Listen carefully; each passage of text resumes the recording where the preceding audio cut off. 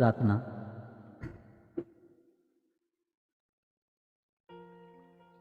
सर्वेत्र सुखिनः सन्तु, सर्वे सन्तु निरामयाः, सर्वे भद्राणि पश्यन्तु, मा कश्चित् दुःखभाग् भवेत्।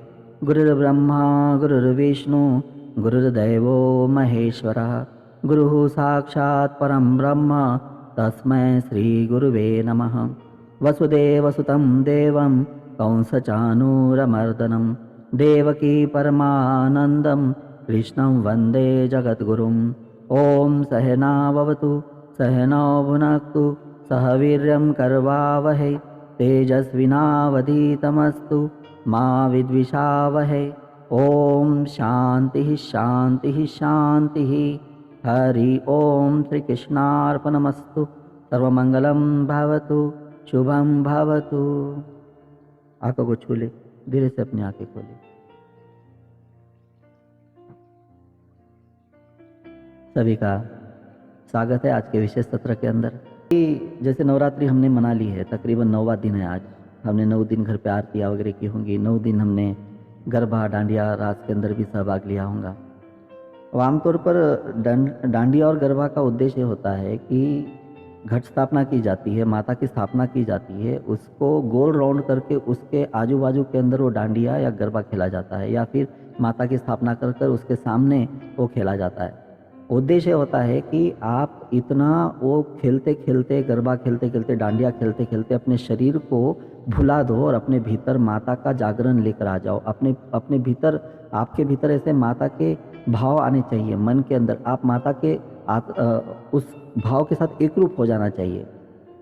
तो उसके लिए, क्योंकि नृत्य एक ऐसी चीज़ है जिसके अंदर हम नृत्य के अंदर अगर पूरी तरह से मग्न हो जाते हैं तो अपने देह को, भान को भुलाकर जिस संगीत में, जिस गीत में, जिस उद्देश्य के अंदर जी रहे हैं ना, उस उद्देश्य के साथ एक रूप हो जाते हैं। जब माता के लिए गरबा किया जा रहा है, माता के लिए डांडिया वगैरह खेली जा रही है, तो हम उस माता से एक रूप हो जाते हैं। तो वो उसका उद्देश्य है। लेकिन आज अफसोस कि कई जगह के ऊपर केवल फिल्मी गानों के ऊपर धुन, केवल एक एंजॉयमेंट के लिए इसको किया जाता है। कहीं पे तो माता की स्थापना भी नहीं की जाती और केवल डीजे वगैरह लगाकर फिल्मी गानों के ऊपर हम नृत्य कर कर आ जाते हैं। थोड़ी सी शर्म की बात है कि हम अपने संस्कृति को एक विकृत रूप से विकसित कर रहे हैं या प्रसारित कर रहे हैं। तो एक थोड़ा सा ध्यान रखना चाहिए, समाज को इसकी जिम्मेदारी लेनी चाहिए, सोसाइटीज़ को इसकी जिम्मेदारी लेनी चाहिए कि ये नवरात्रि के अंदर डांडिया गरबा जो है ये कोई एंजॉयमेंट की चीज़ नहीं है, भक्ति की चीज़ है। तो इसके अंदर भक्ति का भी ठीक है, फिल्मी गाने हमने यूज़ कर लिए थोड़े बहुत, कोई बात नहीं, लेकिन वो भी शोभादायक होने चाहिए। उसके अंदर का नृत्य शोभादायक होना चाहिए और मैक्सिमम वहाँ पे गीत जो बनने चाहिए वो माता के गीत बजने चाहिए। ऐसे गुजरात के धरती से परंपरा पूरे भारत के अंदर फैली है। तो आज भी गुजरात के अंदर, राजस्थान के अंदर कई भी ऐसे जगह पर ऐसी कई पंडाल है जहाँ पे केवल माता के लिए, माता रानी के लिए सब कुछ किया जाता है। तो भविष्य के अंदर इस बात का स्मरण रखना कि हम इसका आयोजन कम से कम जहाँ पे हो रहा है वहाँ पे सूचना दे सके कि आप माता जी की स्थापना कीजिए, घर स्थापना कीजिए और पूरे 9 दिन इस डांडिया का, गरबा का आनंद सबको लेने दीजिए और अपने बच्चों को ले जाइए।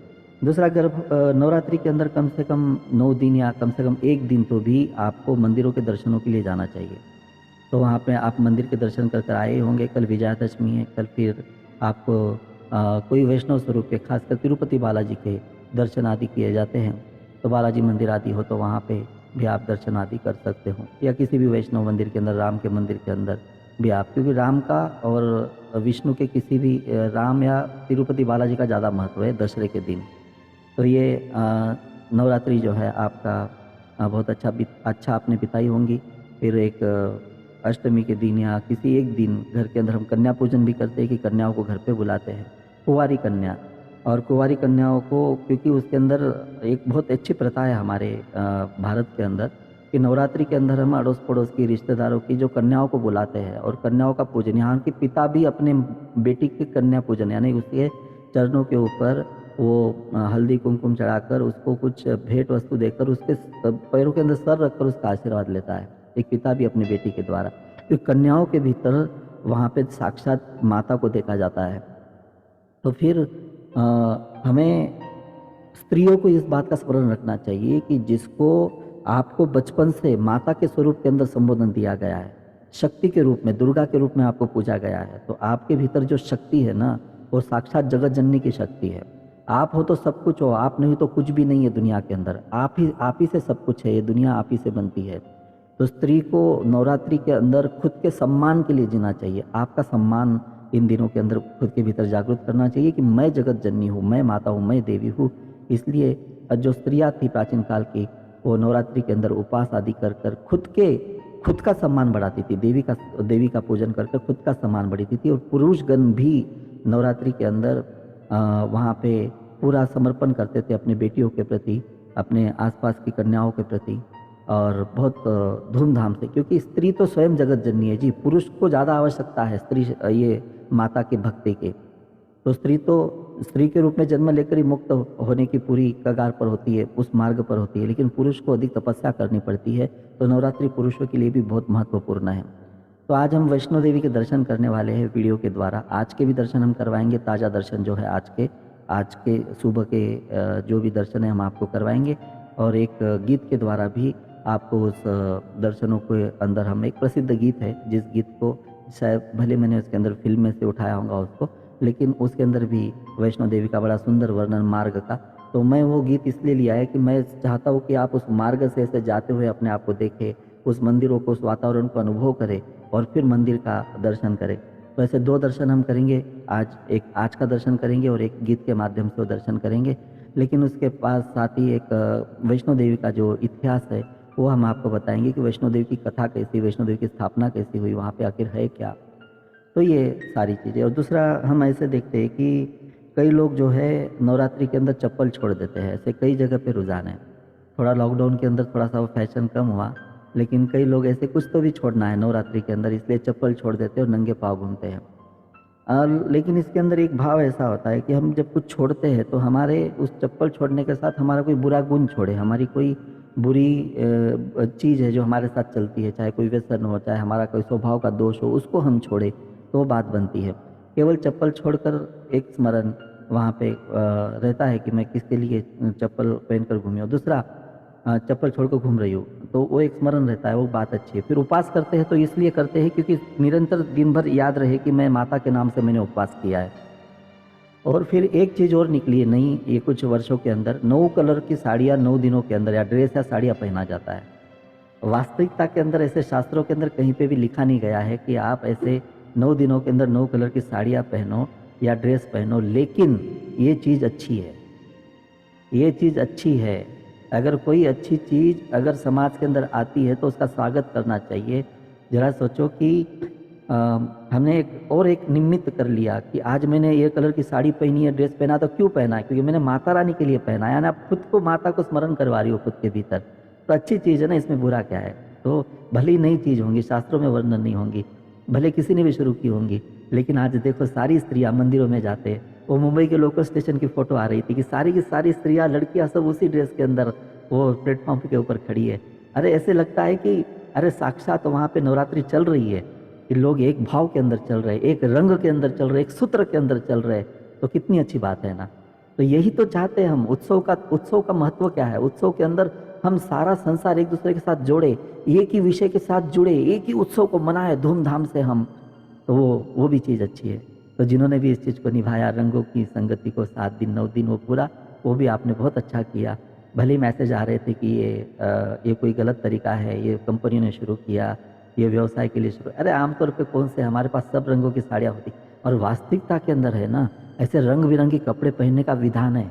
रंग चिकित्सा होती है इसके द्वारा। आप दिन भर के अंदर किस रंग के कपड़े पहनते हो, उससे आपको रात को सपने कौन से आएंगे वो भी निश्चित होता है। मटमैले कपड़े पहने, काले कपड़े पहनकर घूमे, ऐसे किसी तरह की आड़ी तड़ी डिजाइनें पहनकर घूमी, तो दिन भर के काम पर भी असर होता है, दिन भर के स्वभाव के ऊपर, नेचर के ऊपर भी असर होता है, रात के सपनों के ऊपर भी असर होता है। तो हमारे जो प्राचीन काल के कपड़े जो है ना, वो रंग बिरंगे होते थे। स्कूल के पोशाक भी रंग बिरंगे होने चाहिए। ये सब रंग संगति को हमने बिगाड़ दिया। तो जो भी है अच्छा है, तो अच्छी चीज़ों का स्वागत कीजिए और बुरी चीज़ों को नज़रअंदाज कीजिए। तो यही नवरात्रि का संदेश हमारा होना चाहिए। तो एक पहले हम दर्शन कर लेते हैं, पहाड़ी से गुजरते हैं, और फिर हम वैष्णो देवी का इतिहास आपको सुनाएंगे, और फिर आज के लाइव दर्शन, आज वहाँ पे जो ताज़ा लाइव दर्शन है वो हम आपको करवाएंगे। और फिर लास्ट के अंदर मेडिटेशन होगा एक 5 मिनट का। क्योंकि हमको पता है कि हमारे मेडिटेशन के लिए सब लोग प्रतीक्षा करते हैं। तो ये मेडिटेशन जो है वो हमको भी नहीं पता कि हम कौन सा मेडिटेशन लेने वाले हैं। ये हमेशा हमारे आंखें बंद करने के बाद, स्टार्ट होने के बाद, ये हमारे पास भगवान की एक कृपा है कि वहीं से अंतर प्रेरणा आती है और हम किसी मेडिटेशन को ले लेते हैं। तो आज मुझे भी नहीं पता कि मैं लास्ट के अंदर कौन सा मेडिटेशन लेने वाला हूँ। बस आंखें बंद करने के बाद जो माता जी कहेंगे, जो कृष्ण जी कहेंगे, वो आपके पास प्रस्तुत हो जाएगा।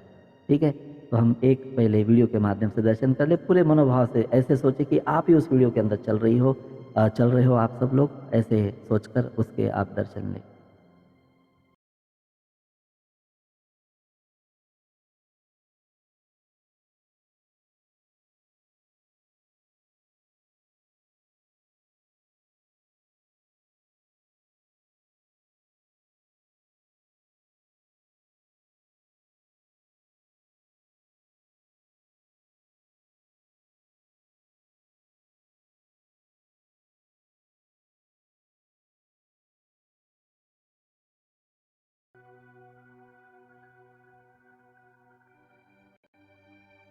जय श्री कृष्ण।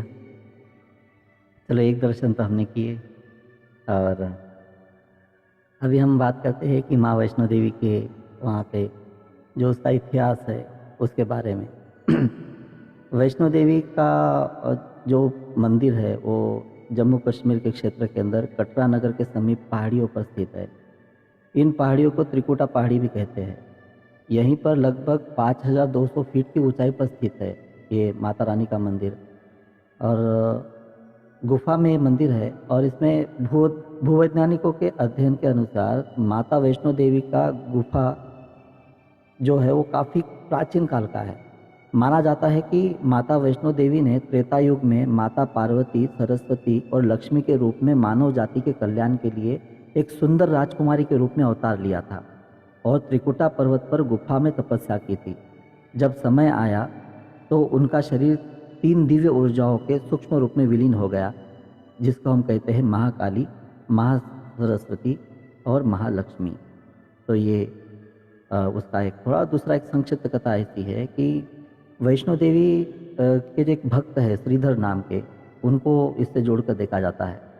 700 वर्ष से भी अधिक समय पहले एक कटरा से कुछ दूरी पर एक हंसाली गांव में एक परम भक्त माँ के एक ब्राह्मण जो थे, उसका नाम था श्रीधर, वो रहते थे। वो निसंतान और गरीब थे, लेकिन वो सोचा करते थे कि एक दिन माता का भंडारा रखेंगे।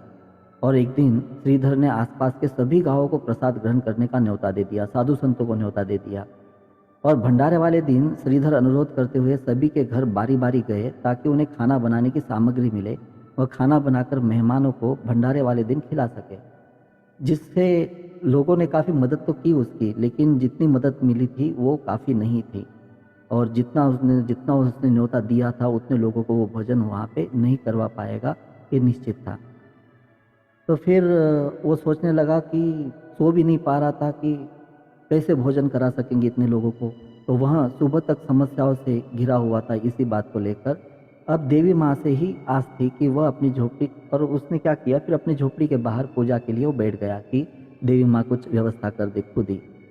तो दोपहर तक मेहमान आना शुरू हो गए। श्रीधर को पूजा करते देखकर जहाँ जगह दिखी वहाँ पे मेहमान बैठने लग गए।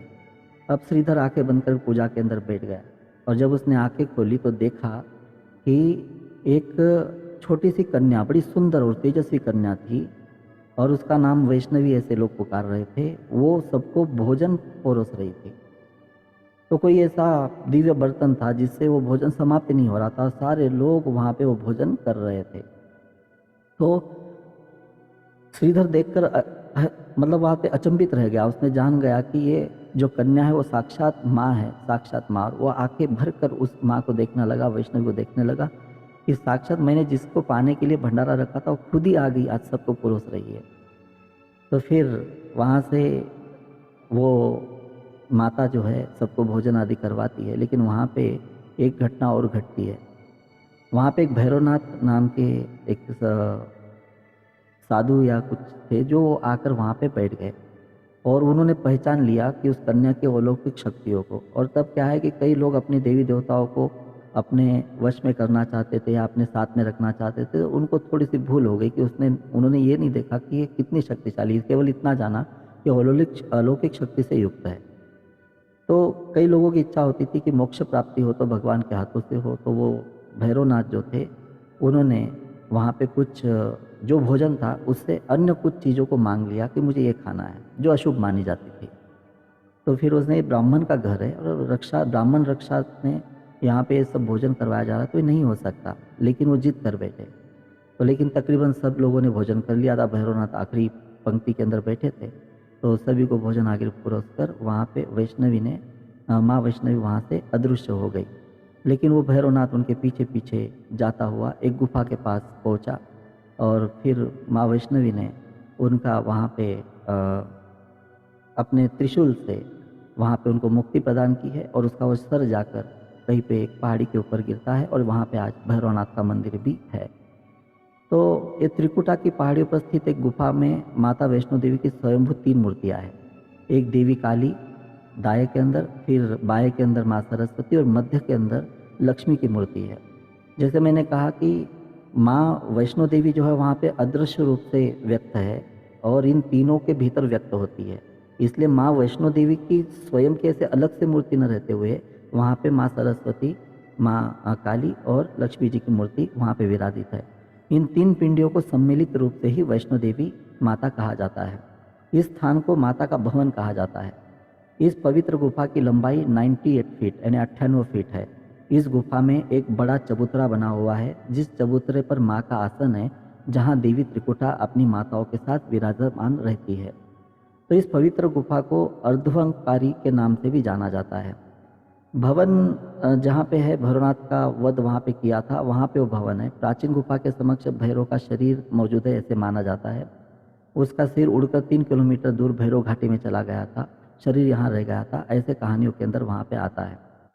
तो यह मंदिर माता वैष्णवी का जागरूक स्थान है। कहते हैं कि यहाँ जो भी आता है खाली हाथ नहीं जाता। भारत के अंदर जो वेंकटेश्वर का मंदिर है तिरुपति के अंदर, जिसमें सबसे अधिक दर्शन के लिए दर्शनार्थी जाते हैं, ऐसे माना जाता है। तो उस तिरुपति के बाद दूसरा नंबर अगर किसी का आता है तो माँ वैष्णो देवी का आता है, जहाँ पे इतने अधिक लोग वहाँ पे इस दर्शन के लिए पहुँचते हैं। और ऐसा माना जाता है कि जब तक माता की इच्छा नहीं होती तब तक हम उस दर्शनों को वहाँ पे नहीं पहुँच पाते। इसलिए हमें माता को प्रार्थना करना चाहिए कि हे वैष्णो देवी, आप हमें ज़रूर अपने आशीर्वाद देने के लिए वहाँ पे बुलाए, और अगर हम वहाँ पे पहुँच गए तो निश्चित रूप से हमारी मनोकामनाएं वहाँ पे पूर्ण होती है।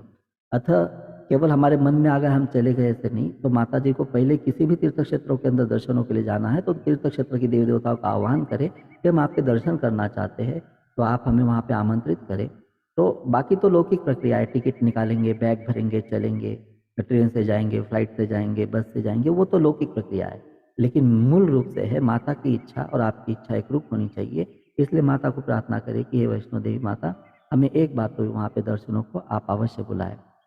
तो ये तकरीबन ऐसे देखा जाए तो 24 किलोमीटर लंबी यात्रा वहाँ पे पहुँचने की बात होती है, लेकिन आजकल काफ़ी सुख सुविधाएं हमारे पास प्राप्त हो गई है, जिसकी वजह से इतनी कोई अड़चन वहाँ पे नहीं आती। तो हेलीकॉप्टर्स वगैरह भी व्यवस्था वहाँ पे हमारे पास है। लेकिन आप जरूर जीवन के अंदर, क्योंकि हिंदू धर्म के अंदर, भारत के धरती के अंदर हमने जन्म लिया है, भारतीय धर्मों में जन्म लिया है, तो एक 2-4 चीज़ें जरूर होनी चाहिए। एक जीवन में एक बार कम से कम कुंभ मेले का दर्शन, आपको कुंभ मेले के अंदर आपको पहुंचना चाहिए जीवन में एक बार कम से कम। तो जिसने भारत के धरती में जन्म लिया हो, भारतीय धर्मों में जन्म लिया और कुंभ मेला अटेंड नहीं किया, तो फिर यह जन्म निरर्थक है एक तरह से देखा जाए तो वो कुंभ मेला आपको जरूर अटेंड करना चाहिए। दूसरा, 4 धाम की यात्रा होनी चाहिए। 4 धाम की यात्रा और वैष्णो देवी की यात्रा वहाँ पे जरूर होनी चाहिए। तो देवी की तो वैष्णो देवी की यात्रा को भी बड़ा महत्व है। 4 धाम, वो 4 धाम अलग है, वो जो हिमालय की तरफ जो 4 धाम वो अलग, और मेन 4 धाम जो है जैसे रामेश्वरम है, द्वारका है, बद्री केदार है, तो ये जो है, तो ये 4 धाम मेन अलग है। तो 4 धामों की यात्रा होना चाहिए। तो हमारी प्रयास है कि अगले हफ्ते के अंदर हम 4 धाम यात्रा भी आयोजित कर रहे हैं। तो असल के अंदर पिछले अक्टूबर के अंदर ही होना था, कई लोगों ने उसके अंदर अपना नाम भी लिखवाया था, लेकिन किसी कारण हो नहीं पाया।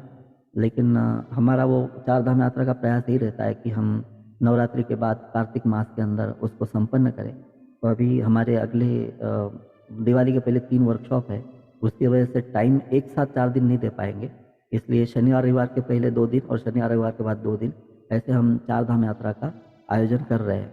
लेकिन चार धाम यात्रा के अंदर हमने ऐसे एक वहाँ पे भाव व्यक्त किया था पिछले 2-3 सालों के अंदर कि चार धाम यात्रा के अंदर आप टिकट काटिए यानी कि आपको 100 रुपये, 151 रुपये, 251 रुपये, 500 रुपये जो भी इच्छा है, वो सेवा कार्य के लिए आप उसको पेड कीजिए और पेड कर कर उस चार धाम यात्रा के अंदर आप प्रवेश लीजिए। तो पिछली बार जिन्होंने भी हमारे पास रुपए भर रखे उसकी पूरी लिस्ट में वो जो चार धाम यात्रा का ग्रुप था उसके अंदर वापस भेज दूंगा स्मरण करवाने के लिए कि आप सबको तो वहाँ पे आना ही आना है। और किसी ने रुपए नहीं दिए तो अटेंड नहीं कर सकता ऐसी बात नहीं है। एक भाव है कि आप पैसे देकर चार धाम यात्रा करें। तो उसके अंदर क्या होगा, उसके अंदर चार धाम यात्रा के अंदर एक तो चार धामों का मेडिटेशन भी करवाया जाएगा, उनकी कहानी सुनाई जाएंगी, कथा सुनाई जाएंगी, वहाँ के मंदिरों के रहस्य वगैरह सुनाए जाएंगे और लाइव दर्शन करवाए जाएंगे वहाँ के मंदिरों के, ऐसा उसका प्रारूप है। तो पिछले 2-3 बार जब हमने, पिछली बार का तो कैंसिल हुआ किसी कारणवश, तो और पिछले दोनों उसके पहले 2 बार जो है सबको उसके अंदर बहुत आनंद आया था। आप सब परिवार उसके अंदर, समित्र परिवार। तो आज का सत्र विशेष रूप से हमने केवल अभिमन्यु गर्भ संस्कार कृष्णा रिके के साधकों के लिए और अपने मित्र परिवारों के लिए, सिद्ध योग जीवन के भी हमारे जो पुराने साधक हैं उनके लिए रखा था। लेकिन वो चारधाम यात्रा के अंदर आप सभी को ऐसे जोड़ सकते हो। उसका एक ग्रुप है व्हाट्सएप ग्रुप का अलग, उसकी लिंक आ जाएगी। लेकिन चारधाम यात्रा अवश्य करें आप। सुबह के समय लेंगे कि शाम के समय लेंगे वो हम बाद में आपको अपडेट कर देंगे, डेट भी अपडेट कर देंगे। तो सिर्फ ये दिवाली के पहले लेने का उसका हमारा पूरा प्रयास है, हम जरूर लेंगे। तो चलो हाँ, तो ये वैष्णो देवी का इतिहास हमने देखा और आज के लाइव दर्शन भी हम करते हैं। परंतु और एक कथा आती है वैष्णो देवी की कि रामेश्वरम के अंदर किसी ब्राह्मण के घर के ऊपर एक कन्या ने जन्म लिया था। बड़ी सुंदर कन्या थी, नाम था त्रिकुटा उसका। और उसको जैसे ही वो बड़ी होती गई तो उसको स्मरण हुआ कि, और ये त्रेता युग की बात है जब राम का अवतरण हुआ था, तो वो राम जी के पास वहाँ पे पहुंची और राम जी से उन्होंने, ऐसे कहानी के अंदर आता है कि उनकी पत्नी बनने की इच्छा जताई। लेकिन राम जी ने स्वयं ने भी जाना कि ये सामान्य कन्या नहीं है, साक्षात माता का अंश इसके अंदर है। तो उन्होंने ऐसे उनको प्रणाम किया और कहा कि इस जन्म के अंदर तो, इस अवतरण के अंदर तो मैंने एक पत्नी व्रत का यहाँ पे पूरा संकल्प लिया हुआ है। तो कलयुग के अंदर जब मैं कल की अवतार लूँगा तब मैं आपसे विवाह करूँगा। तब तक आप वहाँ पे त्रिकुटा पर्वत पे जाकर ऊपर वहाँ पे, और जहाँ पे वैष्णो देवी का मंदिर है यहाँ पे गुफा में, तो वहाँ पे जाकर आप विचरण कीजिए और वहाँ पे जो भी लोग आएंगे उनकी मनोकामनाएं पूर्ण कीजिए, उनको आशीर्वाद दीजिए। तो ऐसे कहकर फिर वो कन्या जो थी वहाँ पे जाकर निवास करने लगी और वहाँ पे फिर उन्होंने अपने तपस्या से अपने अंश को 3 स्वरूपों के अंदर विभाजित किया, जिसके अंदर माँ काली, माँ सरस्वती, माँ लक्ष्मी, जो पिंड रूप से वहाँ पे, और श्रीधर को फिर माँ वैष्णो देवी ने उसके सपनों के अंदर, पहले तो वहाँ पे भंडारे के अंदर आकर दर्शन दिए, फिर उसके बाद सपने के अंदर दर्शन दिए कि आप इधर आइए, इस गुफा को दिखा रही हो तो इस गुफा को खोजते हुए आइए। तो श्रीधर गुफा को खोजते हुए वहाँ पे पहुँचे और वहाँ पे फिर 3 पिंडियों को उन्होंने स्थापित किया, वहाँ पे माँ काली, माँ सरस्वती और माँ लक्ष्मी की। और जो वैष्णो देवी है वो अंश रूप से वहाँ पे विराजित रहती है तीनों के रूप में। ऐसे वैष्णो देवी की कथा है। तो हम कामना करते हैं कि हम सबको माँ वैष्णो देवी बुलाए और हम कभी न कभी वहाँ पे दर्शनों को जरूर पहुँचे। एक बार तो जरूर पहुँचे, अनेक बार भी करते कई लोग, ये निश्चित रूप से। तो आज का दूसरा दर्शन हम करते हैं, फिर आज का मेडिटेशन करेंगे और मेडिटेशन करके आज के सत्र का हम समापन करेंगे। आज के दर्शन है जो मैं आपको करवा रहा हूँ।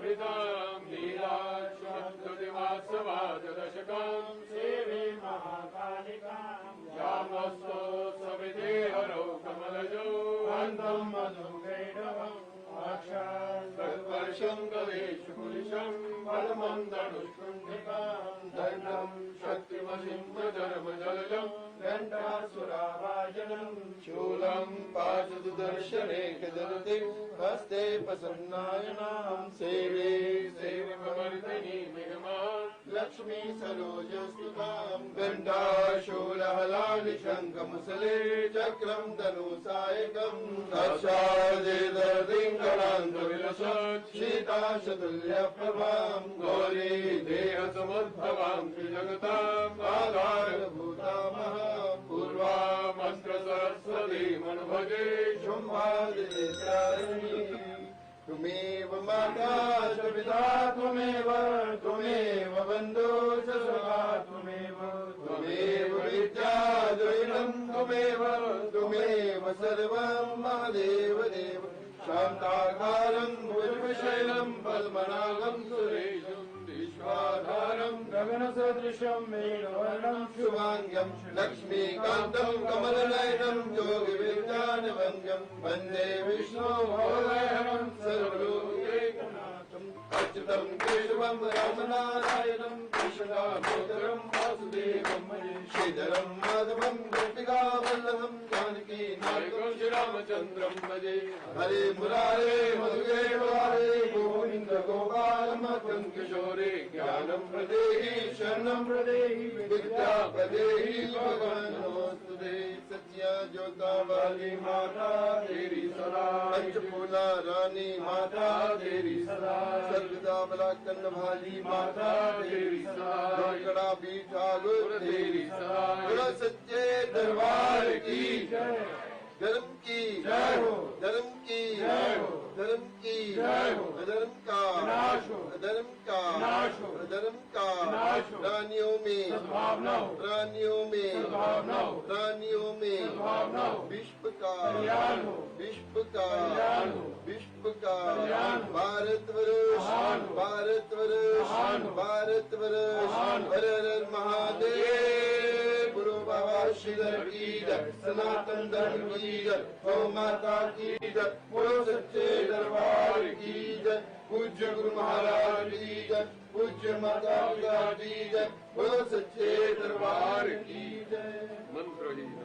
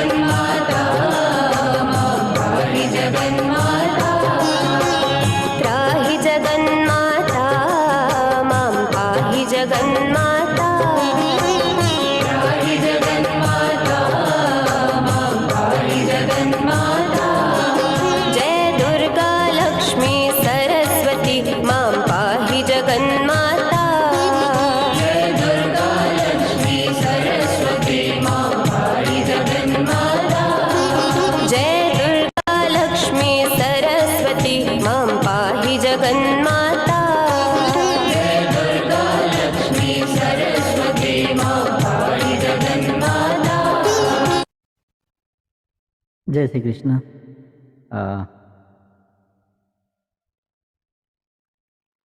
आज के दर्शन थे जो आपने किए, प्रातःकालीन दर्शन थे, तो बड़े सुंदरता के साथ संजय, हालांकि वो काफ़ी लंबे दर्शन थे, 2-2.5 घंटे के, लेकिन हमने उसके अंदर जो मेन दर्शन थे वो आपको यहाँ पे करवाए हैं। तो ऐसा ही प्रयास हमारा रहेगा चार धाम यात्रा के अंदर कि आपको बड़े सुंदर दर्शन हो और मेडिटेशंस वगैरह वहाँ पे हम 4 धाम के अलग 4 मेडिटेशन भी लेंगे। ठीक है, तो अभी हम करते हैं आज के मेडिटेशन को। तो मेडिटेशन के लिए हम थोड़ा सा साइलेंट लाइट रखकर आंखें बंद कर लेंगे।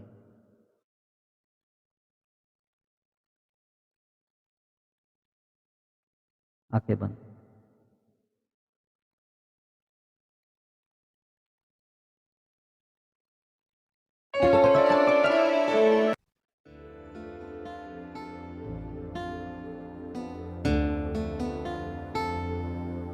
गहरी सांस भरें, छोड़ते हैं 9 सांसों को, छोड़ते हैं हम गिनेंगे। गहरी सांस भरें, 9, गहरी सांस, 8,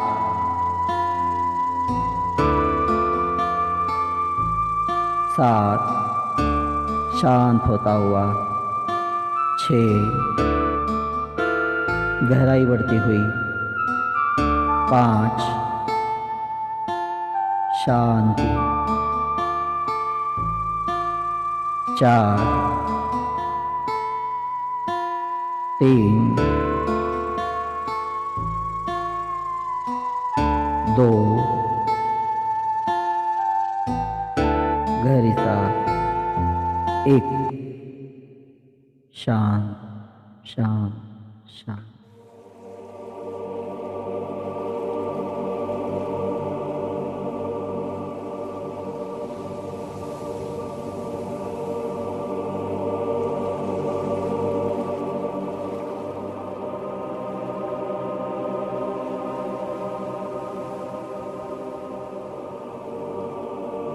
अपने आप को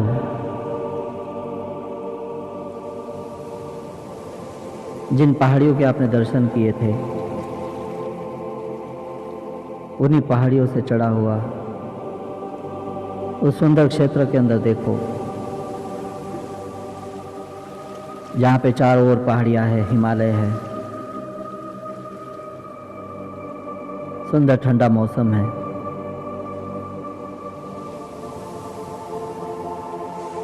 और प्रातःकाल का ब्रह्म मुहूर्त का समय है, 4 बजे के आसपास का अंधेरा। चलते चलते आप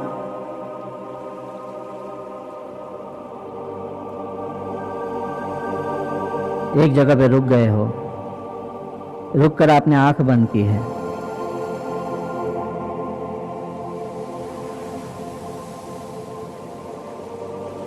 जैसे आंख बंद करने के बाद कोई सपना सा दिख जाता है, वैसे ही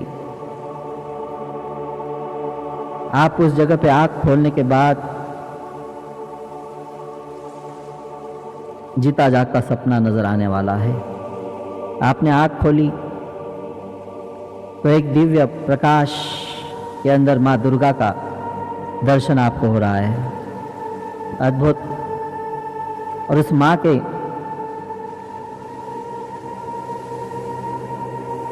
भीतर एक अद्भुत तेज है।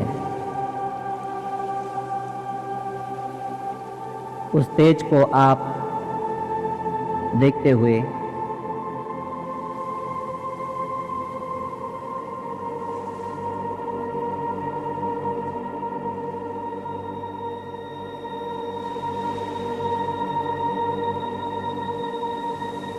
उस दिव्य तेज से, माँ दुर्गा के स्वरूप से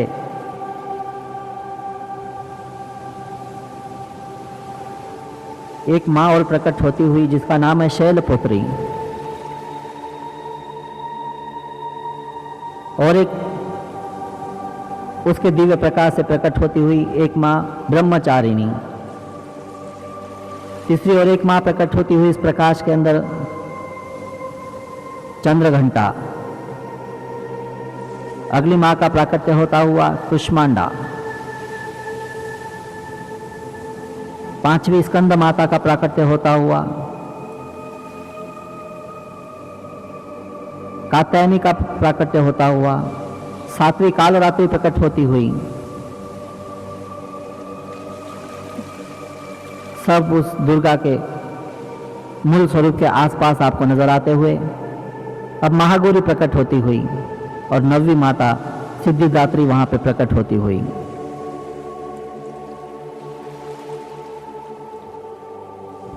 प्रथमं शैलपुत्री च द्वितीयं ब्रह्मचारिणी तृतीयं चंद्रघंटेति क्रष्मांडेति चतुर्थकं पंचमं स्कंदमातेति षष्ठं कात्यायनीति च सप्तमं कालरात्रीति महागौरीति चाष्टमं नवमं सिद्धिदात्री च नवदुर्गाः प्रकीर्तिताः उत्कान्यतानि नामानि ब्रह्मतैव महात्मना नवमं सिद्धिदात्री च नवदुर्गाः प्रकीर्तिताः उत्कान्यतानि नामानि ब्रह्मणैव महात्मना।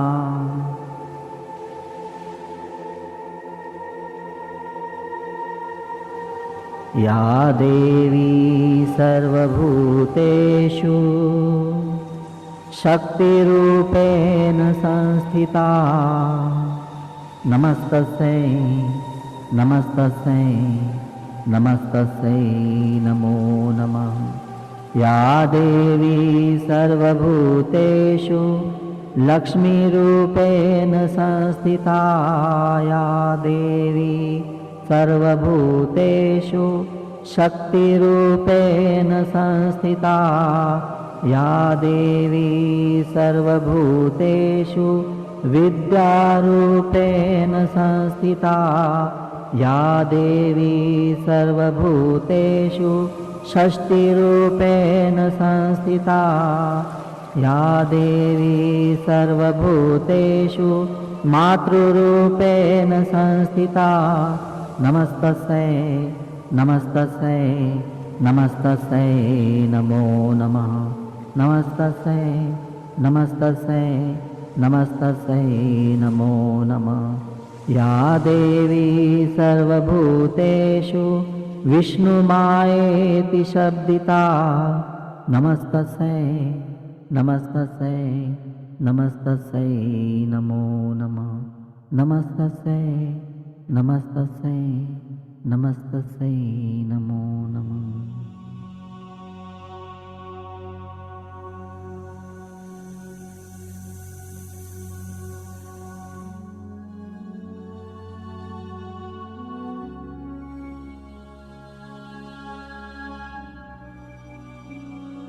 आपने दोनों हाथ वहां पे झोली के रूप में पसार लिए हैं।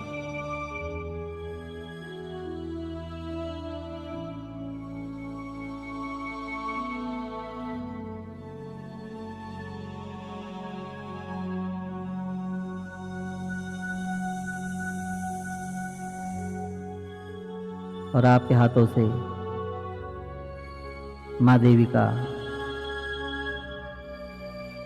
और दिव्य प्रकाश आपके हाथों के अंदर आता हुआ और आपके हाथों से आपके हृदय के अंदर प्रवेशित करता हुआ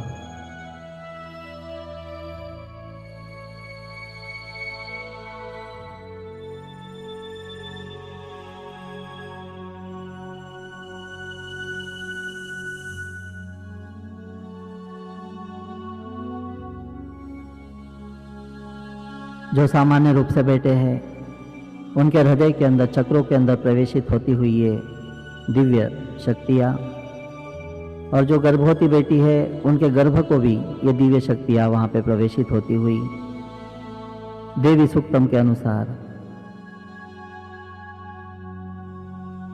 चेतनत्या विधीयते बुद्धि रूपेण निद्रा रूपेण शुद्धा रूपेण छाया रूपेण शक्ति रूपेण रसा रूपेण शांति रूपेण जाति रूपेण लज्जा रूपेण शांति रूपेण श्रद्धा रूपेण शांति रूपेण लक्ष्मी रूपेण, वृत्ति रूपेण, स्मृति रूपेण, दया रूपेण, तुष्टि रूपेण, मातु रूपेण, भ्रांति रूपेण,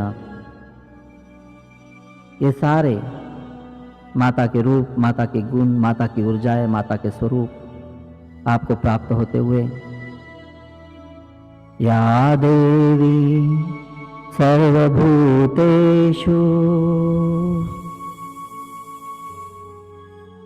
बुद्धिरूपेण संस्थिता या देवी सर्वभूतेषु निद्रारूपेण संस्थिता या देवी सर्वभूतेषु क्षुधारूपेण संस्थिता या देवी सर्वभूतेषु छायारूपेण संस्थिता या देवी सर्वभूतेषु शक्तिरूपेण संस्थिता या देवी सर्वभूतेषु तृष्णारूपेण संस्थिता या देवी सर्वभूतेषु शान्तिरूपेण संस्थिता या देवी सर्वभूतेषु जातिरूपेण संस्थिता या देवी सर्वभूतेषु लज्जारूपेण संस्थिता या देवी सर्वभूतेषु शान्तिरूपेण संस्थिता या देवी सर्वभूतेषु श्रद्धारूपेण संस्थिता या देवी सर्वभूतेषु शान्तिरूपेण संस्थिता या देवी सर्वभूतेषु लक्ष्मीरूपेण संस्थिता या देवी सर्वभूतेषु वृत्तिरूपेण संस्थिता या देवी सर्वभूतेषु स्मृतिरूपेण संस्थिता या देवी सर्वभूतेषु दयारूपेण संस्थिता या देवी सर्वभूतेषु तुष्टिरूपेण संस्थिता या देवी सर्वभूतेषु मातृरूपेण संस्थिता या देवी सर्वभूतेषु भ्रांतिरूपेण संस्थिता या देवी सर्वभूतेषु। अर्थात जो देवी सभी प्राणियों में माता रूप में स्थित है, इन सभी गुणों के रूप में स्थित है, उनको मेरा नमस्कार है, उनको नमस्कार है, उनको बारंबार नमस्कार है। इंद्रियाणामधिष्ठात्री भूतानां चाखिलेषु या भूतेषु सततं तस्यै विपाप्ति दैवे नमो नमः। चितारूपेण या कृत्स्न मे दत्वाप्य स्थिता जगत् नमस्तस्यै नमस्तस्यै नमस्तस्यै नमो नमः। नमस्तस्यै नमस्तस्यै नमस्तस्यै नमो नमः। या सम्प्रदं चोद्धत दैत्य तापितरस्माभिरिषा च सुरैर्नतमस्यते या च स्मृता तत्क्षणमेव हन्ति न सर्वापदो भक्ति विनम्र भूतिर्भिः। तो माँ देवी को, उस समस्त 9 रूपों को नमन करें। एक एक आपके भीतर और शक्तियाँ प्रवेशित हुई और जितने गुण उस देवी सूक्तम के अंदर कहे गए हैं वो जीवन शैली की आवश्यकता होती है और उन गुणों का संतुलन सर्व प्रकार से हमारे भीतर चलता रहा तो हम सुख में, आनंद में, संतुलित जीवन जी पाते हैं। जीवन जीते जीते कभी कुछ गलतियां हो जाती है, कुछ भाव अपराध हो जाते हैं, लेकिन हम जब भगवान के शरण के अंदर जाकर क्षमा मांग लेते हैं तो हमारे भाव अपराधों का जो वजन हम पर है वो थोड़ा सा कम हो जाता है। परंतु जब हम भगवान के सम्मुख रहते हैं तो उस भगवान के पूजा का स्वतंत्र फल हमको प्राप्त होता है और हमारे कर्म फल जो होते हैं, अच्छे हो बुरे हो, उनका बल कम होता है, लेकिन भगवान की पूजा के अंदर से जो कर्म हमको प्राप्त होता है, फल प्राप्त होता है, उसका बल इतना अधिक होता है कि हमारे भाव अपराध की जो ऊर्जा है वो भी कम हो जाती है और हमारे जो शुद्ध भाव, शुद्ध कर्म कार्य है, उसकी ऊर्जा भी बढ़ जाती है। तो हम मनुष्य है तो हमारे द्वारा भाव अपराध होना स्वाभाविक है, कहीं कहीं कोशिश करे कि ना हो, लेकिन हो जाए। तो पूजा पाठ करने वाला व्यक्ति, भगवान के शरण जाने वाला व्यक्ति कहीं ना कहीं भगवान की ऊर्जाओं का बल बढ़ा देता है, जिससे उसको उस भाव अपराधों से या तो मुक्ति मिलती है या थोड़ी सी उसकी ऊर्जा क्षीण हो जाती है। लेकिन साथ ही साथ जो अच्छे कर्म फल हम प्राप्त करते हैं, उससे मिला जुला अच्छा जीवन हम जी पाते हैं। तो माँ दुर्गा 9 प्रकार के अपने मातृ स्वरूपों के साथ आपके सामने हैं। इस तरह से 10 माताएं आपके सम्मुख है, तो 10 माताओं को वहाँ पे प्रणाम करें। और उस पहाड़ियों के बीच माँ वैष्णो देवी के दर्शन हम पहले ही कर चुके हैं, तो वहीं से उसको प्रणाम करें। और जब आंखें खोलेंगे तो ब्रह्म मुहूर्त से लेके पूरे दिन को बिताकर हम अभी इस समय के अंदर अपने आप को देखेंगे। माँ देवी माँ को फिर से प्रणाम करें, खुद के अनाहत चक्र के ऊपर ब्लेस करें कि इस कृपा को मैं अपने भीतर सतत आशीर्वाद हेतु स्थापित करता हूँ, करती हूँ। गर्भवती आपने गर्भ पे भी हाथ रखे और उनको भी आशीर्वाद दे बच्चों को। और माँ को प्रणाम कर कर आप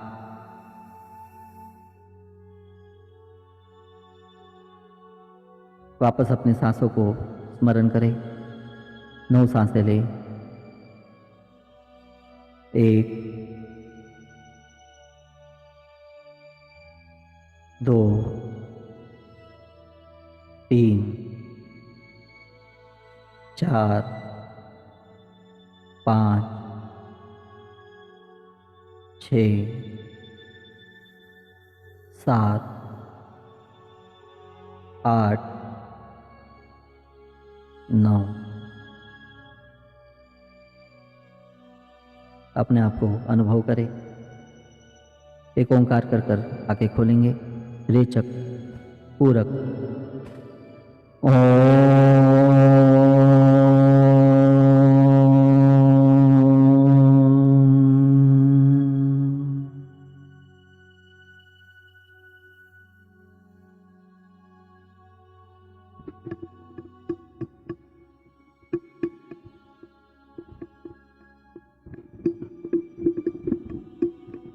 हाथों का घर्षण करें, चेहरे पे घुमाएं, आंखों पे घुमाएं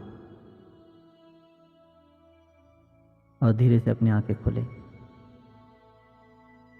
माता जी के दर्शन, साथ में देवी सुक्तम का हमने वहाँ पे आविर्भाव किया। तो बाकी के लिए देवी सुक्तम का ध्यान था और गर्भवती के लिए देवी सुक्तम संस्कार था, जो हम साल में एक बार लेते हैं। तो यहाँ पे हम सभी का अभिनंदन करते हैं।